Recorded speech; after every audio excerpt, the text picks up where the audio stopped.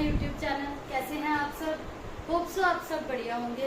तो बच्चों, last class में हमने चैप्टर स्टार्ट करा था Indian economy on the eve of independence, कि इंडिपेंडेंस से पहले हमारी इंडिया की इकोनॉमी की कंडीशन क्या थी, जिसमें हमने कुछ टॉपिक्स कवर करे कि एग्रीकल्चर की कंडीशन क्या थी या फिर इंडस्ट्रीज की कंडीशन क्या थी। आज मैं आपको ये बताऊंगी बच्चों कि जो इंफ्रास्ट्रक्चर है, इंफ्रास्ट्रक्चर में आपकी रोड्स, रेलवेज, कम्युनिकेशन, ट्रांसपोर्ट सब कवर होता है कि ब्रिटिशर्स ने अपने बेनिफिट के लिए उन्हें किस हद तक डेवलप करा। अदरवाइज उनकी ग्रोथ बिल्कुल नहीं थी, वेदर वो रोड्स हैं या रेलवेज है या वो कम्युनिकेशन है या ट्रांसपोर्ट है, क्योंकि किसी को रिक्वायरमेंट नहीं थी कि उनकी ग्रोथ के लिए भी कुछ काम करें। ब्रिटिशर्स ने to a very little extent उस पर थोड़ी सी जो उस पर वर्क करा, वो मैं उनका कंट्रीब्यूशन आपको बताती हूँ वन बाय वन कि इंफ्रास्ट्रक्चर में क्या क्या ग्रोथ हुई। तो इंफ्रास्ट्रक्चर वैसे होता क्या है, वो सारी सर्विसेज, वो सब facilities. Infrastructure refers to all those facilities, refers to, इसके अंदर वो सारी एक्टिविटीज आएंगी, वो सारी सर्विसेज आएंगी, all such activities and facilities. Infrastructure refers to वो सारी एक्टिविटीज या फैसिलिटी जो किस लिए जरूरी है, इकोनॉमी में अलग अलग सर्विसेज प्रोवाइड करने के लिए, विच आर नीडेड। ये वो फैसिलिटीज हैं, वो सर्विसेज हैं जिनकी हमें क्यों जरूरत पड़ती है, to provide different services in economy, to provide different services. Different services कौन सी हैं? अगर एग्रीकल्चरल सेक्टर को मार्केट तक सामान पहुंचाना है, without transport it is not possible. Without communication one can not get to know कि कहाँ पर उसे सप्लाई देनी है। तो ट्रांसपोर्ट, कम्युनिकेशन सब जरूरी है। तो different services in an economy, उसके लिए क्या जरूरी है? इंफ्रास्ट्रक्चर फैसिलिटीज में रोड्स आती हैं, रेलवेज आता है, ट्रांसपोर्ट, कम्युनिकेशन। तो किस हद तक जो है ब्रिटिशर्स ने इन्हें डेवलप करने में हेल्प करी? रोड्स में आएगा, उन्होंने बहुत ज़्यादा कुछ हेल्प नहीं करी रोड्स की कंस्ट्रक्शन में। रोड्स बनाई गई किस लिए? आर्मी को मोबिलाइज करना होता था, या फिर देखो रॉ मटेरियल की शिफ्टिंग है, आप उसे कैसे ट्रांसफर करोगे, कैसे लेकर जाओगे। अगर रोड की कंस्ट्रक्शन होगी इट बिकम्स क्वाइट इजी करते हो। रॉ मटेरियल को लेके जाना है आपने ब्रिटेन, उसके लिए रोड्स अच्छी होनी जरूरी है, डेली का काम है। या फिर उन्होंने क्या करा, आर्मी के लिए जरूरी है। तो जितना उनका अपना सेल्फिश मोटिव था उतने के लिए उन्होंने रोड्स की कंस्ट्रक्शन करी, क्योंकि उनके पास भी फंड्स नहीं थे। आर्मी को मोबिलाइज करना है, एक जगह इकट्ठा करना है उसके लिए, तो उनके पास due to lack of funds उन्होंने बहुत ज़्यादा रोड्स पर वर्क नहीं करा। थोड़ी सी इम्प्रूवमेंट हुई थी रोड्स में, बहुत ज़्यादा नहीं हुई थी। इसके बाद इसमें नेक्स्ट आता है बच्चों रेलवेज। मोस्ट इम्पॉर्टेंट कंट्रीब्यूशन जो ब्रिटिशर्स का रहा था, वो उन्होंने रेलवेज इंट्रोड्यूस करी थी 1850 में। The major contribution of Britishers,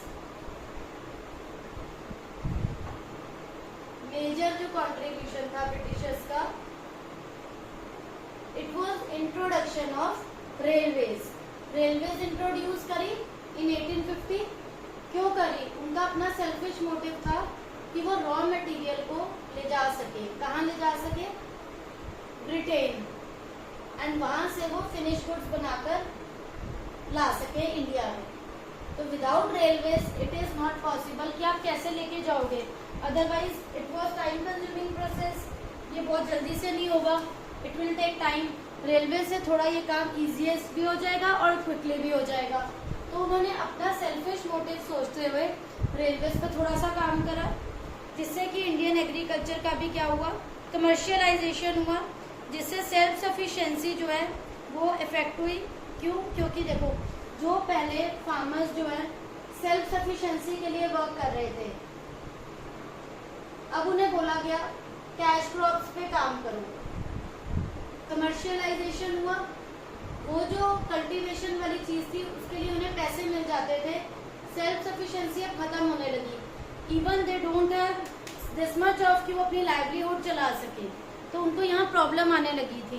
तो क्योंकि अब उन्होंने कमर्शियलाइजेशन कर दिया, उसको सेल करने के लिए वो बाहर ले जाते थे, रेलवेज आ गई थी। तो रेलवे ने फॉरेन ट्रेड को भी प्रमोट तो करा था, ब्रिटिशर्स को बहुत बेनिफिट हुआ मोर देन द इंडियंस के कंपैरेटिवली। रेलवे से इंडियन इकोनॉमी को बहुत ज़्यादा ह्यूज लॉसेस भी हुए, क्योंकि सेल्फ सफिशिएंसी जो थी बच्चों वो ख़त्म हो गई थी। Then is the air and water transport. इसमें क्या आता है, ब्रिटिश गवर्नमेंट ने कुछ स्टेप्स लिए कि वो वाटर एंड एयर ट्रांसपोर्ट को भी डेवलप करें। वाटर एंड एयर ट्रांसपोर्ट, इसके लिए भी उन्होंने स्टेप्स लिए ब्रिटिशर्स ने कि इसे प्रमोट किया जाए वाटर एंड एयर ट्रांसपोर्ट को। इंडियन वाटर वेज जो है they prove to be uneconomical, वो कॉस्टली पड़ रहे थे। तो यहाँ पर क्या सोचा गया, इन कंपेरिजन टू रेलवेज इसे बंद ही कर दो, बिकॉज वो उन्हें अनइकोनॉमिकल लग रहा था। देन इज द कम्युनिकेशन, इस पे क्या वर्क करा, कम्युनिकेशन में पोस्ट, टेलीग्राफ, तब मोबाइल फोन्स नहीं थे, मैसेज कम्युनिकेट करने में प्रॉब्लम आती थी। तो उन्होंने क्या करा, पोस्टेज के थ्रू, टेलीग्राफ के थ्रू, इनके थ्रू कम्युनिकेशन स्टार्ट करा। लॉ ऑर्डर मेंटेन करने के लिए भी ये जरूरी था। बहुत ज्यादा लोग अभी इसको नहीं समझ पा रहे थे, यूज नहीं हो रहा था, बट स्टिल इसकी रिक्वायरमेंट थी।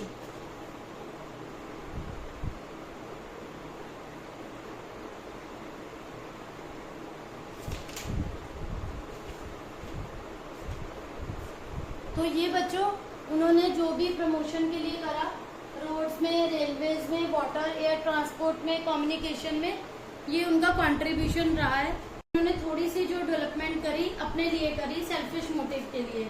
जो भी एक्सपेंसिव सिस्टम था, इलेक्ट्रिक टेलीग्राफ इंट्रोड्यूस करा ताकि लॉ ऑर्डर को मेंटेन किया जा सके। पोस्टल सर्विसेज यूज करी, लेकिन वो भी क्या थी, कम पड़ रही थी, वो भी सफिशिएंट नहीं थी। तो ये प्रॉब्लम्स आ रही थी।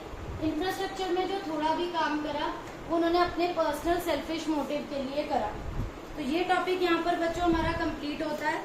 Now I am going to explain the topic कि ब्रिटिश ने जो भी ये करा उसका उनका पॉजिटिव कंट्रीब्यूशन क्या रहा।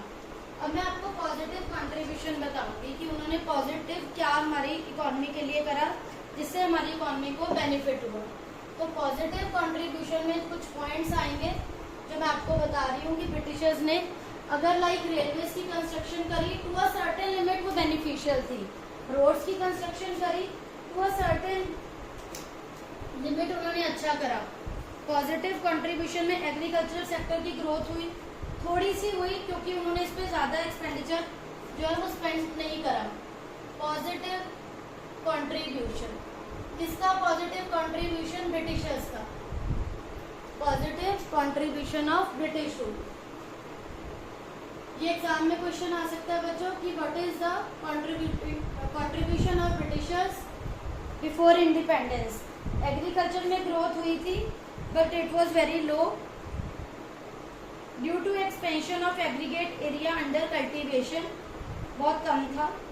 कल्टीवेशन एरिया ज्यादा ना होने की वजह से जो एग्रीकल्चर ग्रोथ थी वो बहुत कम थी।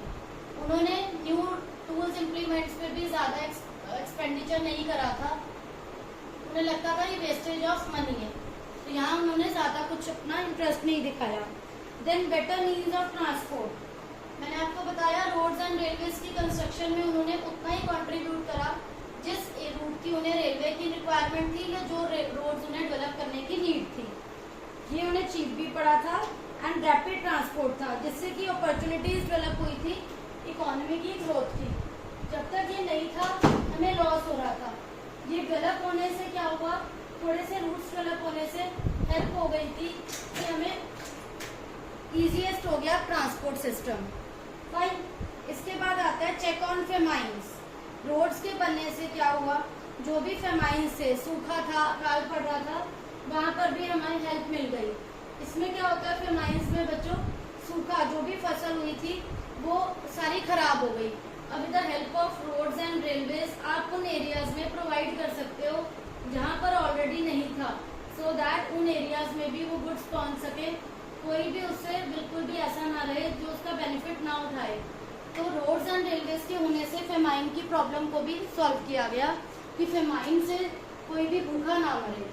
जो फेमाइन प्रॉब्लम हुई थी, अनटिल अनलेस जब तक रोड्स डेवलप नहीं थी, आना जाना पॉसिबल नहीं था, रेलवे के थ्रू भी सामान पहुंचाया जा सका। Then is the shift to monetary economy. Shift to monetary economy, पहले लोग अपना पेट भरने के लिए सब काम करते थे, कल्टीवेशन होता था। अब उन्होंने कमर्शियलाइजेशन होने लगा, पैसे अर्न करना सीख लिया लोगों ने। इनिशियली ऐसा नहीं था, इनिशियली उन्हें लगता था कि हम अपना ही पेट भर रहे हैं। ब्रिटिशर्स ने इंडियन इकोनॉमी को बार्टर सिस्टम से किस में लिया है, मॉनेटरी एक्सचेंज में। Barter system as you all know क्या था, हम गुड्स को गुड्स के बदले एक्सचेंज करते थे। बट ब्रिटिशर्स की वजह से मॉनेटरी सिस्टम इंट्रोड्यूस हुआ, जिसमें अगर आप कुछ भी गुड्स ले रहे हो उसके लिए मनी इंट्रोड्यूस होने के बाद हम पेमेंट भी कर सकते हैं और रिसीव भी कर सकते हैं। उन्होंने मनी को हमारी लाइफ में इंट्रोड्यूस करा, जिससे कि हमारा जो सेल परचेज है इट बिकम्स ईजियर। फेमाइंस का चेकअप, फेमाइंस पे कंट्रोल हुआ। चेक ऑन फेमाइंस एक पॉइंट अलग हो गया। रोड रेलवे की कंस्ट्रक्शन हुई, रॉ मटेरियल को वो बाहर ले जा सके। तो कुछ अच्छा जरूर करा ब्रिटिशर्स ने, but up to a certain limit, बहुत कम, जितना उनको नीड थी। उन्होंने उतनी ही एग्रीकल्चर पे फोकस करा, क्योंकि उन्हें ये पता था कि एग्रीकल्चर की वजह से ही उनका इंडस्ट्रियल सेक्टर डेवलप हो सकता है।